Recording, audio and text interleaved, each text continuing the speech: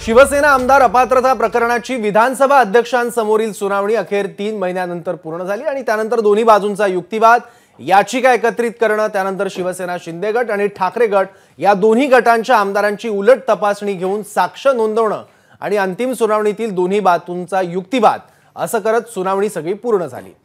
त्यामुळे आता प्रतीक्षा केली जाते ती म्हणजे अध्यक्षांकडून देण्यात येणाऱ्या या प्रकरणातील निर्णयाची।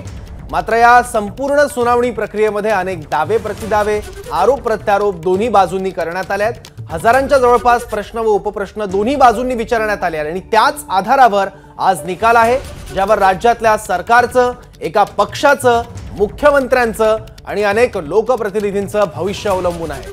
तसंच राज्याची दिशा ठरवणारा हा निकाल असणार आहे। त्यामुळे या निकालाचं महत्त्व राज्याच्या दृष्टीनं, राज्य सरकारच्या दृष्टीनं आणि राज्यातल्या राजकारणाच्या दृष्टीनं देखील अतिशय महत्त्वाचं आहे आणि जास्त आहे। आज दुपारी 4 वाजता हा सर्वात मोठा निकाल असणार आहे। ठाकरे गटाच्या नेत्या सुषमा अंधारे आता आपल्या सोबत आहेत, त्यांची प्रतिक्रिया आपण सुरुवातीला घेऊयात। सुषमा ताई, आपलं स्वागत या कार्यक्रमात। शिंदे गट शिवसेनेचे सगळे नेते म्हणतात की निकाल आमच्या बाजूने येणार, त्यामुळे आम्ही निश्चिंत आहे, आम्हाला माहिती आहे, आम्हाला न्याय मिळेल। तुमची काय प्रतिक्रिया याबद्दल? खरं तर सकाळपासून सगळ्या वाहिन्या ज्या मथळे चालवत आहेत ते सगळ्यांमध्ये उत्सुकता, हुरहुर, काहीतरी काहूर वगैरे। मला असं वाटतं की मला आजच्या निकालाबद्दल माझ्या मनात शून्य उत्सुकता आहे। कसलीही हुरहुर नाही, आतुरता नाही, उत्सुकता नाही, भीतीही नाही, आनंदही नाही किंवा काही म्हणजे कुठल्या फिलिंग्सच नाहीयेत। टोटली ब्लँक आहे मी आणि त्याचं कारण आहे justice delay is justice deny. निकाल भले काहीही लागो, ज्या पद्धतीने त्या निकालाला त्यांनी विलंब केलेला आहे तो पाहता एका अर्थाने तो अन्यायच झालेला आहे। कारण त्यांना छानपैकी त्यांनी सगळी अधिवेशनं मस्त एन्जॉय करू दिली, अख्खी टर्म एन्जॉय करू दिली। श्रीयुत राहुल नार्वेकर यांनी भाजपाचे आतापर्यंत भाजपने त्यांच्यावर जे काही उपकार केलेले असतील ते सगळ्या उपकारांची फार सुंदर परतफेड केलेली आहे आणि त्यावरही माझा कुठलाही आक्षेप नाहीये। ओके, पण सुषमाताई, जर निकाल समजा शिवसेना शिंदे गटाच्या बाजूने आला तर? नाही, मी म्हटलं ना की मला याच्यावर काहीच वाटत नाही। तो माझ्या बाजूने आला तरी सुद्धा मला काहीच त्याचं वाटत नाहीये। त्याचं कारण असं आहे की साधारणतः 12-13 महिन्यांच्या आधी माननीय सर्वोच्च न्यायालयाने निर्देश दिले होते, 3 वेळा त्यांना तंबी दिलेली आहे। एवढं सगळं असून सुद्धा जी व्यक्ती सुप्रीम कोर्टाच्या निर्णयाला सुद्धा ठोकरून लावण्याची ताकद दाखवते तर महाशक्तीचा केवढा मोठा आशीर्वाद त्यांच्या पाठीशी असू शकतो। आणि अशा सगळ्यांमध्ये जेव्हा स्वायत्त यंत्रणा, ईडी, सीबीआय, इलेक्शन कमिशन सारख्या सगळ्या स्वायत्त यंत्रणा हाताशी वापरून जे लोक वाटेल त्या पद्धतीने पक्ष फोडाफोडी, जोडाजोडीचं राजकारण करू शकतात, अशा लोकांकडून आता काही वेगळ्या अपेक्षा कराव्या असं मला अजिबात वाटत नाही। निकाल जरी त्यांच्या बाजूने लागला तरी मला असं वाटतं की महाराष्ट्राच्या जनतेला सुद्धा फार मोठा धक्का बसणार नाही। कारण हे सगळे जाणून आहेत सध्या की जिसकी लाठी उसकी भैंस हो रही है। सत्ता ज्यांच्या हातात आहे त्यांच्या हातात सगळ्या स्वायत्त यंत्रणा आहेत। त्यामुळे नार्वेकरांनी शिंदेंच्या बाजूने निकाल दिला तर फार काही विशेष आश्चर्य वाटण्यासारखं नाही आणि त्यावर माझ्यासारख्या किमान मला थोडासा जो कायदा कळतो त्यामुळे मीही फार आदळआपट करण्यासारखं काही कारण नाही। आम्हाला खरंच निकाल आणि न्याय अपेक्षित असेल तर मला वाटतं आम्ही शांतपैकी निवडणुकांवर फोकस करावा आणि 2024च्या निवडणुकांच्यासाठी तयारी करावी। ठीक आहे। शिंदे गट शिवसेनेचे आमदार संजय शिरसाट सुद्धा या चर्चेत सहभागी झालेत, त्यांची प्रतिक्रिया आपण जाणून घेऊयात। संजय शिरसाट जी, धाकधूक वाटते 4 वाजता जो निकाल आहे त्याबद्दल म्हणत? नाही, मी याच्यावर मी उत्तर देणार नाही, मला यावर बोलायचं नाही। आज निकाल आहे, भविष्य ठरणार आहे शिंदे गटाचं सुद्धा, शिवसेनेचं, शिवसेना कोणाची हे सुद्धा डिसाइड होणार आहे। त्याबद्दल तुम्हाला प्रतिक्रिया द्यायची नाही? यांच्या समोर नाही हो, कुणाबरोबर माझे आर्ग्युमेंट नाही, यांच्या कुणाबरोबर माझे आर्ग्युमेंट आर्ग्युमेंटचा विषय नाही, मी तुम्हाला तुमची प्रतिक्रिया विचारतोय। नाही, हे तुमच्या चॅनलचा काही विषय असेल, मला काय बोलायचं ना मी ठरवणार। नाही शिरसाटजी, मी त्यांच्या म्हणण्यावर तुम्हाला काही प्रतिक्रिया विचारलीच नाहीये, मी तुम्हाला हे सुरू झालं काय, हे दाखवायचं का तुम्हाला लोकांना? नाही, हे दाखवायचं तुम्हाला लोकांना? अरे नाही, नको, विद्वान लोकांसमोर माझ्यासारखा किरकोळ कार्यकर्ता बोलू शकत नाही, हे असं असतं।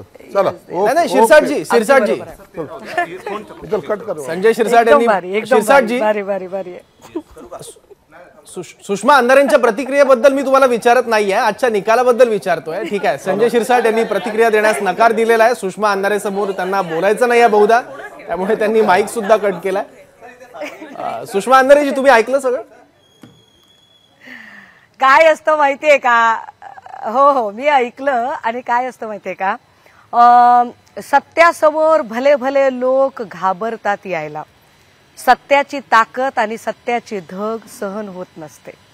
खरं तर मी खूप शांतपणे आणि खूप स्थितप्रज्ञपणे माझी मांडणी केली. मी कुणावरही आग पाखड करत नाहीये, करणार नाही. रादर आजचा निकाल काहीही लागला तरी सुद्धा करणार नाही. पण तरी सुद्धा असत्याला नेहमी भीती वाटत असते, असत्य घाबरत असतं. कारण असत्य बऱ्याच कारणांनी शर्मिंदा झालेलं असतं आणि शर्मिंदे लोक पुढे येत नसतात.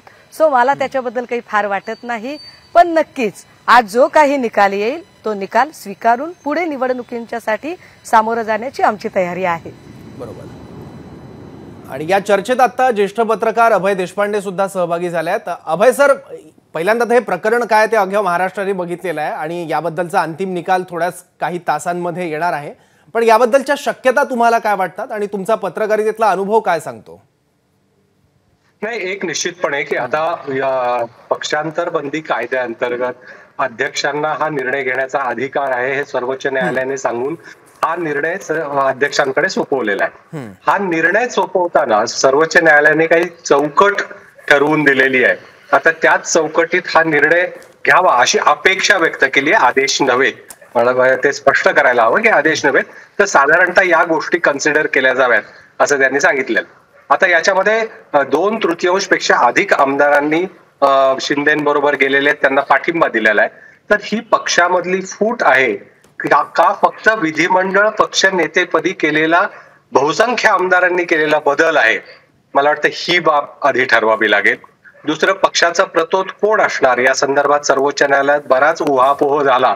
तेव्हा मूळ राजकीय पक्षांनाच प्रतोद नेमता येतो, विधिमंडळ पक्षाला नाही, असं सर्वोच्च न्यायालयाने स्पष्ट केलेलं आहे. आणि अध्यक्षांना सांगितलं की मूळ राजकीय पक्ष कोण तुम्ही ठरवा त्या दिवशीचा.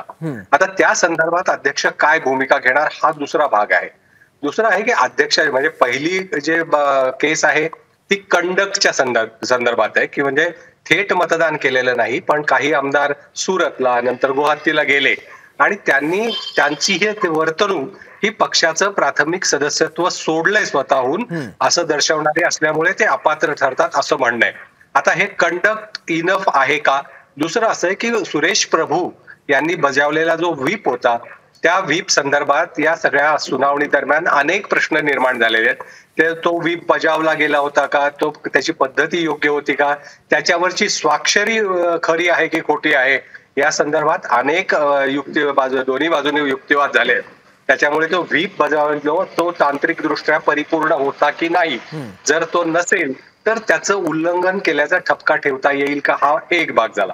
दुसरं आहे की ज्या दिवशी अध्यक्षांची निवडणूक झाली त्याच्यानंतर त्यांनी मान्यता दिली गोगावले यांना व्हीप म्हणून. त्याच्यानंतर विश्वासदर्शक ठरावाच्या वेळी त्यांचा व्हीप डावलून जे मतदान केलं ठाकरे गटाच्या आमदारांनी, तर त्या संदर्भातही हे होईल, चर्चा होईल की तो व्हीप त्या दिवशी लागू नेमता येत नाही मूळ राजकीय पक्षाशिवाय कोणाला, पण त्या दिवशी तो व्हीप अस्तित्वात होता. सुनील प्रभू यांचाही व्हीप अस्तित्वात होता. असं परस्पर विरोधी व्हीप निघालेले असताना पक्षाच्या आमदारांनी केलेलं मतदान या संदर्भात अध्यक्ष काय भूमिका घेणार, मला वाटतं हाही महत्वाचा प्रश्न असणार आहे. त्यामुळे कुठला व्हीप मान्य करायचा, कुठला मूळ राजकीय पक्ष स्वीकारायचा त्या दिवशीचा आणि त्या संदर्भातला निर्णय घ्यायचा असेल. फक्त चेंज ऑफ लिडरशिप संदर्भात जर निर्णय झाला तर मग ते फक्त बहुसंख्य आमदारांनी, मग स्प्लिटचा पर्याय नसतो. मग स्प्लिटच नसेल तर मर्जर सुद्धा आवश्यक नाही. त्याच्यामुळे शिंदे गट ही शिवसेना याच्यावर अध्यक्ष शिक्कामोर्तब करतात का, मला वाटतं की हा एक महत्वाचा मुद्दा या निकालातून पुढे येणार आहे. सौरभ, बरोबर सर, या सगळ्या सुनावणीतनं व्हीपच्या मुद्द्यावर वारंवार चर्चा झाली आणि त्यात उपस्थित आमदारांना काही व्हीप हातात दिला तर काहींना व्हॉट्सअप आणि ईमेलवर पाठवल्याचं सांगण्यात आलं होतं प्रभूंकडनं. आणि त्यावर शिंदे गटाच्या वकिलांनी बाजू मांडताना असं म्हटलं होतं की ज्या ईमेल आयडीवर हा व्हीप पाठवला होता तो ईमेल आयडी हा शिंदेचा अधिकृत ईमेल आयडी नव्हताच असं म्हटलंय. त्यामुळे व्हीपची अधिकृतता आणि पाठवण्यासंदर्भातली अधिकृतता त्याच्यावरच प्रश्न उपस्थित केलेले या सुनावणीत. हो, निश्चितपणे. कारण असं आहे की तुमचा अधिकृत ईमेल कुठला, तर तो विधिमंडळ सचिवालयाकडे तुम्ही दिलेला असतो, तो तुमचा अधिकृत ईमेल आहे. दुसरं आहे की नोटीस सर्व्ह करण्याचे काय प्रकार असतात. तुम्ही आमदार निवासामध्ये त्या आमदारांना वितरित झालेल्या खोलीच्या दरवाजावरही तुम्ही जर तो व्हीप चिटकवला तरी तो व्हीप बजावला असा त्याचा अर्थ होतो. अशा परिस्थितीमध्ये हे व्हीप दिले होते का, ते बजावले होते का, प्रॉपर ईमेलवर गेले का.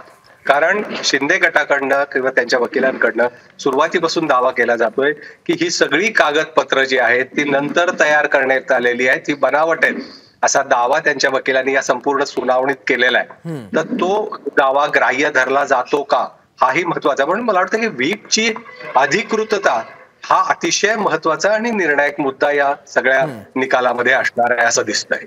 ठीक आहे. सुषमाताई, मी तुमच्याकडे येतो, कारण हा जरी पात्र अपात्रते संदर्भातला निकाल असला तरी या निकालाला बरेच कंगोरे आहेत. कारण या सुनावणीत फार महत्वाचे काही आरोप प्रत्यारोप झालेले आहेत, त्यांची सिद्धता आज समोर येईल. शिवसेनेच्या घटनेमध्ये पक्षप्रमुख हे पद नसल्याचं आणि पक्षप्रमुख उद्धव ठाकरे यांना कुठल्याही प्रकारे प्रतोद आणि गटनेता नेमण्याचा अधिकार नसल्याचा दावा शिंदे गटाच्या वकिलांनी केलेला होता. त्यामुळे एक प्रकारे शिवसेना पक्षप्रमुख या पदावर देखील प्रश्नचिन्ह उपस्थित करण्यात आलेलं होतं.